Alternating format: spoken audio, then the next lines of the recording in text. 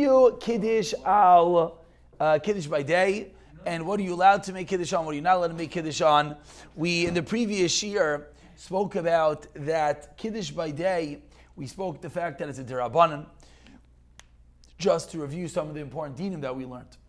We spoke that there's no option of making Kiddush on day on bread, on challah. That's only by night. We spoke about that whether one can use Chamar Medina, which I would like to go a little bit into the opinions of what is Chamar Medina if we have time. Whether one is allowed to have Chamar Medina depends if there's wine, be'ir. Is there wine in the city? And once you hear that, you sort of lose all cheshek for trying. But we quoted Baruch Hashem that there's a Shar Tzion and the Rav Elyashiv that came along and they explained that even though there is wine in the city, there still is a concept of Chamar Medina. Why is there a concept of Chamar Medina? Because even when people have wine, they drink other drinks. That's what we came out with yesterday. So therefore, we're now holding at the point that can one make Kiddush on Chamar Medina? The answer is yes. L'chatchila, probably not. Or not the highest level of chatchila is the way that we'll say it. But now the question really comes is, number one, what is Chamar Medina? Number two, how much do you have to drink? This comes from the Shulchan Aruch and Reish Ayin Aleph, Reish Ayin Aleph and Reish Ayin Beis. I think this is actually in Reish Ayin Beis in Sif Tes. It says that the Shulchan Aruch that you have to have a revius of liquids. That's what your cup has to be holding. And you have to drink a malei lugmav, which means how much liquid needs to be poured into the cup? A revius amount. How much is a revius? Shabbos day, we said approximately, we'll say the number 3.3 ounces. Someone yesterday wanted to know what are, the different shitas. So the smallest is Rav Chaim Na, that he says there's the 3 ounce revius. Ramesha says 3.3 ounces. The Stipler says 5 ounces. And who else? And then I shouldn't say that. Depending on how you calculate the kazayis, it could get up to 6.6 ounces. I mean, it could get bigger. But in the verified shitas, we would say is 6.6 ounces would be probably your largest revius, would be a large revius, which you have to drink, not roiv. You have to drink a mali lugmav. Now, mali lugmav means roiv revius, is true, but now you don't have to take all your different shitas. Mali lugmav literally means a cheekful. So, Shabbos day. So, Friday night, should one be machmir and have a cup that holds 5 ounces, maybe even 6 ounces? Yeah, by the way, your average bacher, you don't realize how big they are. They look small. Most of them hold at least 6 ounces. More? Yeah, most of them hold, your average becher holds a bottle of wine. Your average becher holds a sufficient quantity, we'll say it like that, and therefore, one doesn't have to be worried really Friday night. The question that we're discussing is Shabbos day, you're at a Kiddush, and what are you allowed to make Kiddush on?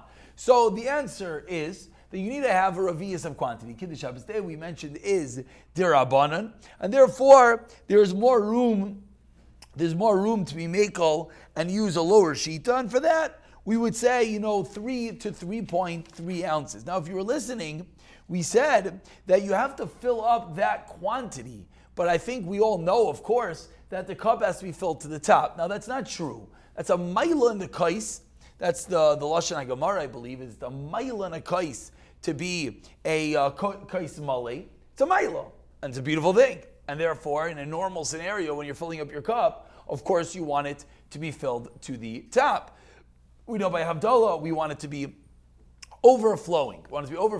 Just parenthetically, when you want your Havdalah case to be overflowing, so what do you do if you don't have enough wine or grape juice? So you add something in. You definitely don't add water. That's one thing you should never, ever add to wine or grape juice. Wine or grape juice, you should never, ever add water. Someone might say, what do you mean? A real wine you could. So the question is what type of wine you're drinking, and the question is how they make the wines, and the question is why the alcohol content is so low, and therefore the suggestion is never to add water, because on wine you could run into an issue. We're not getting involved in the practicalities of wine right now. I understand your question. And yes, there probably is a makan kula to add a little bit of water to your wine.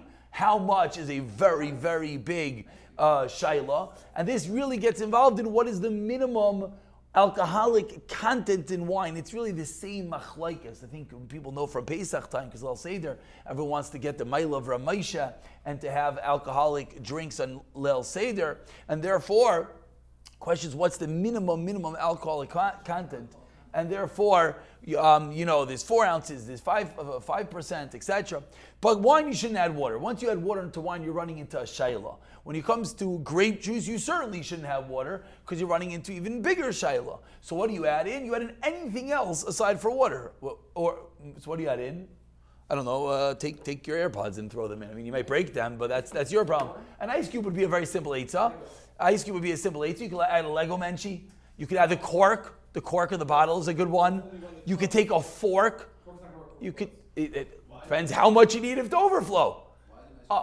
So why is it ice cube a case? The answer is that if you're making, well, first of all, it depends. I should say better.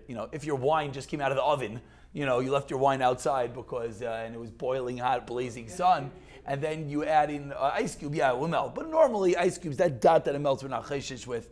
Kaddim grape juice, it's a whole shayla. It's maybe a taisa mitzias. Maybe it's not a taisa mitzias. There is a famous Rav Elyashiv. Let's leave that out. Lamaisa, we're all makel and we make grape juice, we make a guff and all these things. I'll tell you a cute chap. Rav Elyashiv held, just to keep people in what's going on.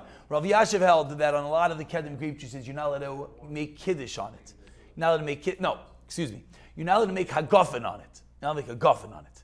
Not allowed to make a guffin on it. When they asked Rav Elyashiv, but what about making kiddush on it? He said, no, if you eat a kiddush, it's chamar medina, because everyone does it b'toyis. You just can't make a guffin, you have to make a shahakal. That's what he said on the kedem grape juices. That's allegedly what he said. Okay, we don't live in that world. We don't have to worry about, even without adding water, we don't have to worry about these things. But that's stam by Havdalah, stam, an interesting yediyah. You want it to overflow, so make it overflow. It's a maila. You want your bracha to overflow, so throw some things into your cup and make it overflow. So back to us. So Kiddush Shabbos day, you want the kais to be filled with that much. It does not need to be filled to the top. You do not need a kais mali. It's not li'ikuva. However, it's of course a maila. Of course, it's a maila. So now the question is, can you use chamar medina? Number one. Number two is what quantity. So this is famous as we quoted yesterday, the Marsham, who's really coming from a Taz.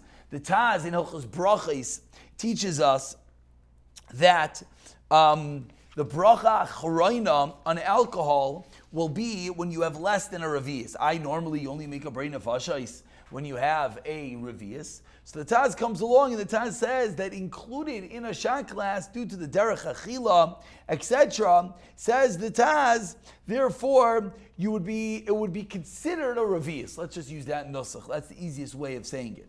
So therefore, comes along the Marsham, the Das Torah, and he says Eidos that there are certain Chassidish Gedalim that would do such, al pi divrei hataz in Simin Kof Sadi, that the derech shtiyasai of alcohol, of schnapps, usvias granoi, and the satiation of it comes from a lower quantity. And therefore, says the Marsham, that you can make a kiddush even on a small amount, and you do not need a revius. Have chamar medina lishtais kemat kibifnei kol asuda, a saleich is cut on a little shot. V'kosher lishtais yoser menei charifusai. You can't drink more. Lachein shiaru gamli nin kiddush bekach. That is the Mahar Sham. Now we're quoting a Mahar Sham. The question is there anyone that says it doesn't work? It sounds beautiful, right? It's a Taz in Kufsadi and a Marsham, a Das Torah, that they're saying you can make Kiddush on a shot glass. Why can you make it on a shot glass? Because in the shot is we'll call the concentrated content of a full revius. So it sounds beautiful. The problem is that all the paiskim that we paskin like argue on the Marsham. And the question really is going to be, at what level can one perhaps be Saimich, which we'll get to in a moment. It starts, of course, with El Yerabah, the Chai Adam, the Kitz Shulchan Aruch, and the Mishnah Berurah, who will quote, Yizoher, he writes, Likach kois machsek revius, v'lishtrais mimenu mole lugmav. which is a roiv revius. Ubedieved oishas atchak she'eni yachal lishtais kamali lugmav ve'ein lo yayin v'shar mashkin afilu shtiyas kol mesubim mitzdarfin l'mali lugmav. So the Mishnah Berurah already gives us an eitzah, which we'll get to in a moment. Our Chashochan patterns the same words, and the Shmir Shabbos says.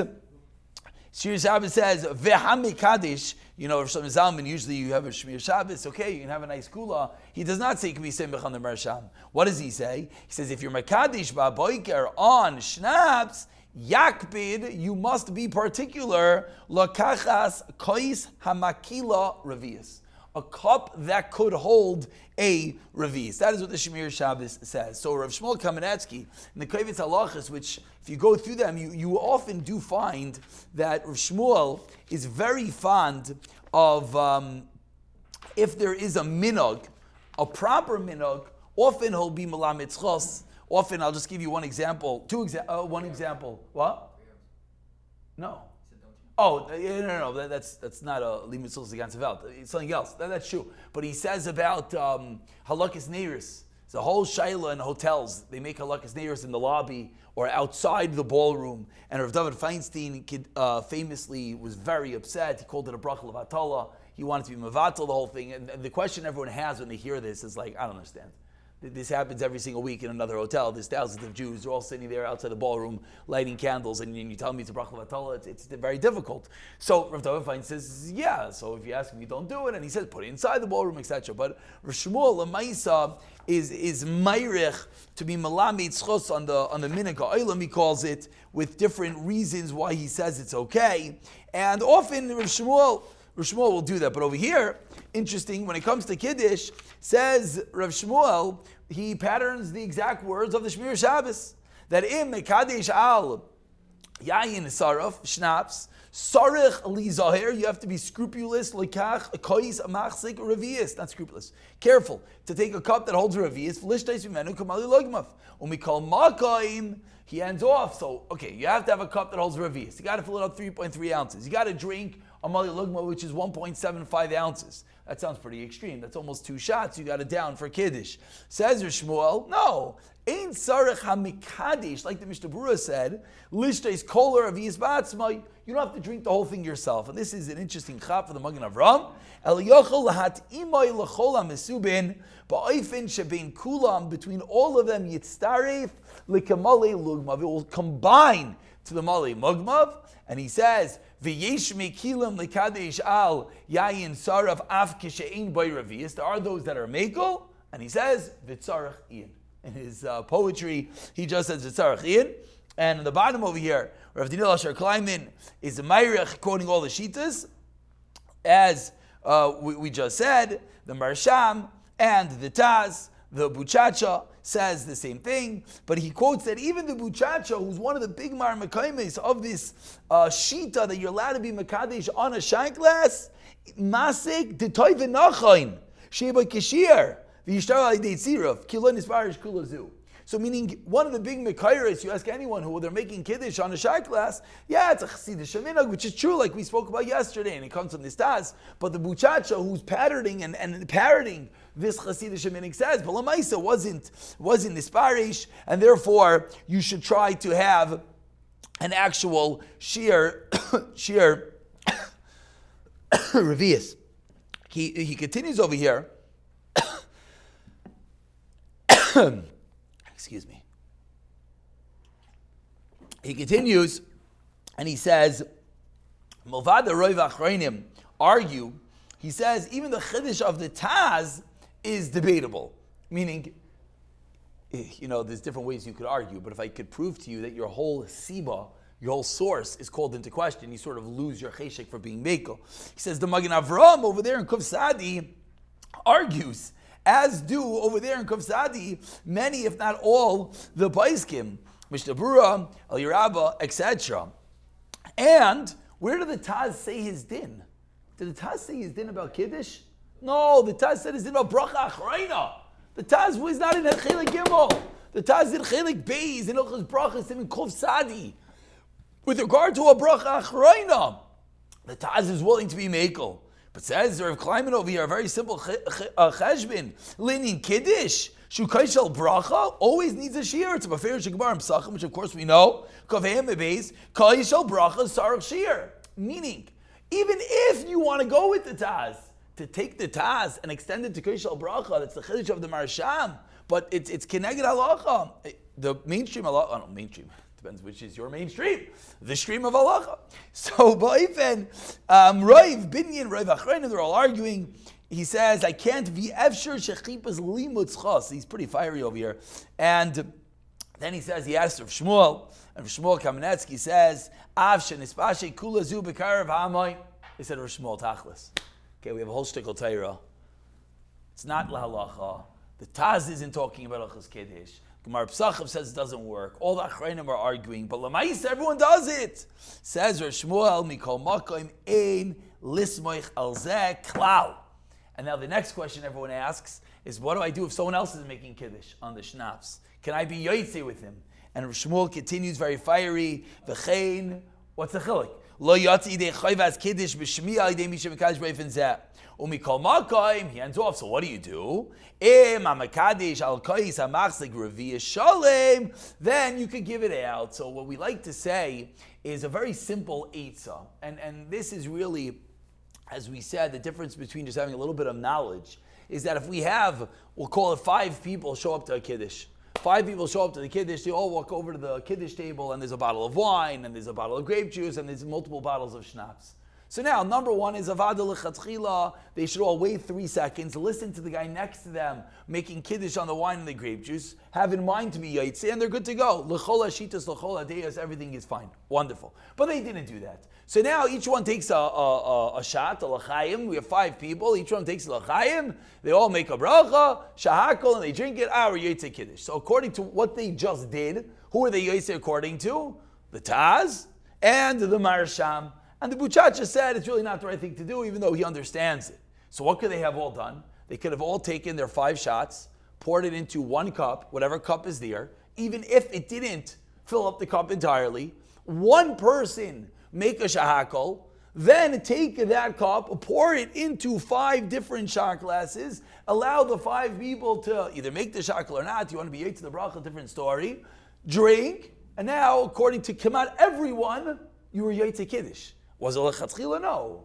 What level of not lechatchila is a different story. But you were Yaitse Kiddush.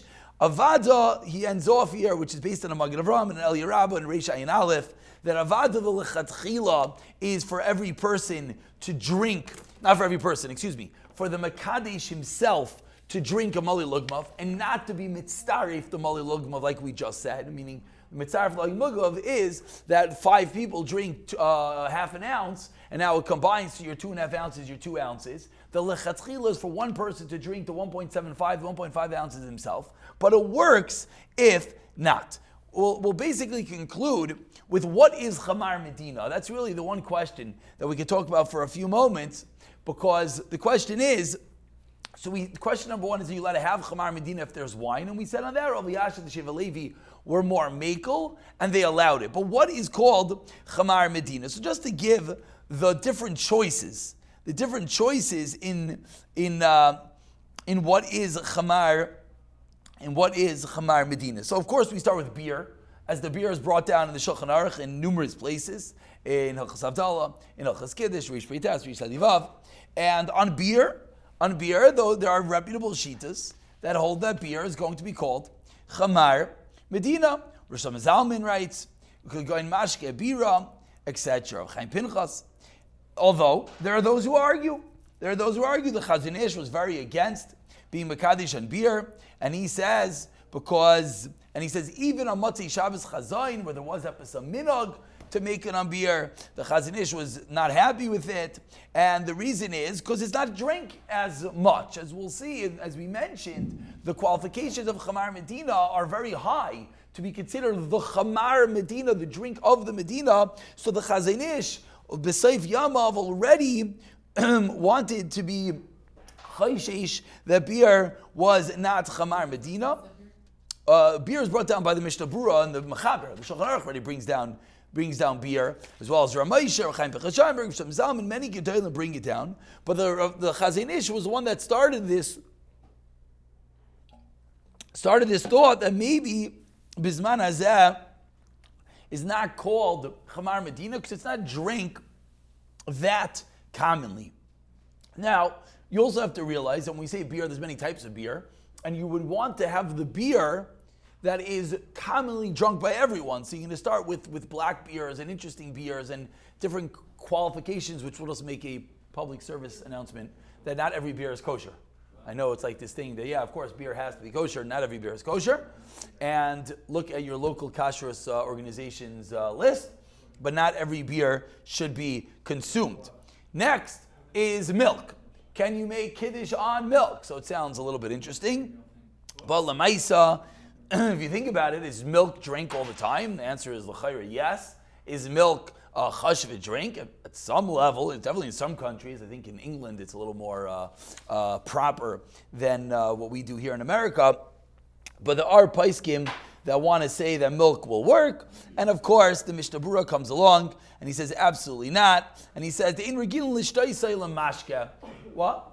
Yeah, the Adaris, Safnaf Spaneach, interesting, the Rogachover, interesting Shitas. But I think there are others, and it's not on this list over here. I think there are some more mainstream names that I just don't have. The Mishnah Berurah, Ramesha brings it, right? Ramesha says, B'shas Chak, you could use milk. Mishnah Berurah says you don't drink it. Now you also have to realize, Mishnah Berurah, they had no money over there, so maybe that's why they didn't drink milk. Milk could be was considered a little bit more of a chashuva drink. Tea, nowadays, which way? No one drinks milk. Babies drink milk. Here, okay. Tea. I mean, tea is definitely going to be. Mishnah Berurah says no. There are those who say yes, but again, you have to be careful in your society over here. Chaim Sheinberg is talking about Eretz Yisrael. Tea is definitely more common than here in America. In England, tea is certainly more common. If the locale, the average family at the end of a Friday night meal offers tea and it's normal, that's very different than I don't think in where we live, everyone is walking around with tea at the end of the meal. What? It's subjective to the place because it's chamar of the Medina. So, tea in America, I mean, people drink it, but not so pashut. Va'oi, tea might just be called water. That's what Ramesha says. He just says it's just water. That's in the world of Bishul Akal, but beer at least maybe will be up a little more chashivas. But Ramesha over here says it's just water, and he's not very happy. This could be Ramesha L'Shitasai, how he viewed tea, why he's makel on Shabbos. So what comes next? What comes next is coffee. Again, we're looking for a drink that's chashiv. We're looking for a drink that people drink all the time. So next is l'chayra. Coffee is a good choice, and some of our Americanish Gedalim did allow this. I say Rav Chaim Sheinberg on that list, even though of course he lived in Eretz Yisrael. Rav Shmuel writes that coffee would work, but there's a problem with coffee. The problem with coffee is you have to find out what's called a chashva coffee. So as the world rapidly, I guess the world improves / deteriorates, evolves. I guess that's the politically correct way of saying it. If you go and you take a scoop of instant and throw it in some grounds and add a dot of sugar and a little bit of milk, I don't know if the Medina at large considers that a chashiv drink anymore. One of the qualifications, I think it's the Graz, he says, what would you give a guest to drink? I don't know. In some circles, you offer a guest an instant coffee, the business meeting is not going so well after that. In other circles, that would work. That's one issue. The other issue is, with all hot drinks, just to keep in mind, how much you have to drink? You have to drink a mother lugmav. So you got to drink 1.5, 1.75 ounces. If the coffee's boiling hot, you can't. So you say, okay, so add some milk. That's fine. But the problem is you can't add too much milk because then it loses its chashivas. That is the Chamar Medina. Maybe. These are all the debated points. These are all the debated points. And again, you talk to the real coffee drinkers, they tell you when you add milk, it destroys it. So it is a little bit difficult. Finally, you get down to something called Coke, which Lamaisa or Chaim Sheinberg was very fond of. calling Coke Chamar Medina. Coke, every American drinks Coke. Who doesn't drink Coke? It's a normal drink. It's drink all the time. It's served all the time. I'll just suggest, I don't know, it could be in our health-conscious world. I mean, I don't know. Someone has to check the stocks over here and the stats. I don't know how much. Is Coke still like the drink? Is it? Yeah, Mamish? Yeah, you think so? Okay. It's still like the stable across the board? Standard. Okay, could be. I was thinking that last night at the Chasana. I was like, they still serve Coke. Baruch Hashem. Certain things haven't changed in the, without the fizz in the glass bottle. But so that the our place, Moshe Lamaisa didn't like Chamar Medina, and again, a lot of hak what Moshe's Talmidim says, or Shmuel first, v'chulu. What's Coke, bigger or less than? I don't know. All I'm trying to point out over here in this whole last 6 minutes is just to prove that nothing is pashut called Chamar Medina. So that's all we're proving over here. Seltzer, they want to say, is mamish water. Orange juice, interestingly enough, Ramesha was very into, or some Zalman, etc. And it could be orange juice is a very good option. Now, even though not everyone drinks orange juice all the time, but often it's either a price thing or a convenience thing. A good cup of Tropicana orange juice, I don't know. I think it crosses all party lines. I think. Nice cold cup of Tropicana. So I think that would be a good option. What would be called Chamar, what would be called Chamar Medina. So Lamaisa, when all the dust settles, what do we see? We see that nothing is pashut what's called Chamar Medina. So aside for the Shaila as to whether you're allowed to have Chamar Medina in a world with wine, the next point is how are you going to deal with what is called Chamar Medina? Whiskey, Lamaisa, we didn't mention, but whiskey has a lot of people on its team. Mishnah Berurah, the Aruch HaShulchan, Ramesha. But of course, you understand even with whiskey, as the world Nachamol spirals or evolves, as we said, is whiskey drink all the time or not? Again, that's not so pashut. And therefore, we'll conclude with as follows. If someone has a strong minhag, is he allowed to follow his minhag? I mean, listen, if it's a strong minhag, it's a strong minhag. It's a hard thing to say. Rav Shmuel seemed to be very upset. He didn't even want to entertain the possibility, or Shlomo Zalman didn't want to entertain the possibility that there's like a real minhag on this. He just said you can't do it, you can't be yotzei, etc. I guess the answer is those with the strong Hasidic minhag aren't asking nor looking at Rosh Kamenetsky Sefer for guidance. And anyone that is, which is within the non-hardcore Hasidic world, then the answer is that no, there's really no room to be makel. If someone says, what do you mean? I have a minhag, I do it all the time. That's not how minhagim are created. Minhagim are created for a reason, as we saw yesterday. Now, if someone can't be seivel, so we saw a very simple eitzah. The simple eitzah is to take 3.3 ounces, fill it in a cup. Again, the cup lechatchila should be full. So that's why, if you get 7 guys walk over, so you fill the cup all the way, and then when the Baal Simcha gets very nervous that you just took his fancy bottle of whatnot, and you poured a full cup of it, tell him, don't worry, I'm pouring it into 10 different shots, and the whole chevra is going to have it. I'm not just becoming an alcoholic at your expense. And then you're Yotzei Kiddush, because Kimat, again, whether it is Chamar Medina or not, most will be in agreement that b'diavad, if you did it, you were Yotzei, will be mitzarif the l'chaim, and then you'll be Yotzei Kiddush as well. But again, just not to be misquoted, L'maisa, the bottle of wine is next to you crying, and the bottle of grape juice is sitting on the table screaming like chutzpah. What are you doing? What are you doing? And even more so when the guy next to you just made on wine, he's screaming even louder. Like, what are you doing? Oh, now I'm going to make Kiddush. What do you mean you're going to make Kiddush? He just made Kiddush. So you're still allowed to have your shot if you need it, and we're not getting involved. Yes shots, no shots, should be, shouldn't be. That's not the discussion right here. And yeah, I mean, everyone knows the difficulties and the complications and the issues that have evolved over the last who knows how many years. But if the guy next to you is making Kiddush, be yaitzu with him, and then you could still have your shakol, you could still have your l'chaim if you and your parents deem it appropriate with your rabbinical guidance. And b'siyat shmaya, this way you'll actually be yaitze Kiddush.